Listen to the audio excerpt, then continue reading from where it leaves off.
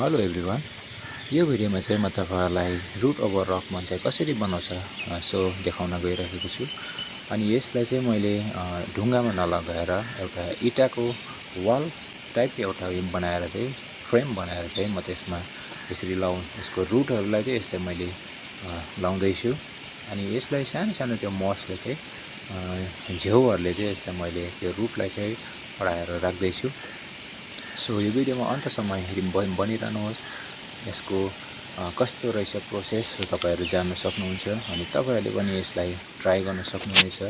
यसरी मैले यसलाई लाएर चाहिँ यसको रुटहरुलाई मजाले झ्याउले पुरेको छु। अनि यसलाई मैले होल पनि बनाएको छु सानो सानो पछाडीपट्टि जराको लागि। अब यसलाई म प्लास्टिकले र्याप गर्ने छु।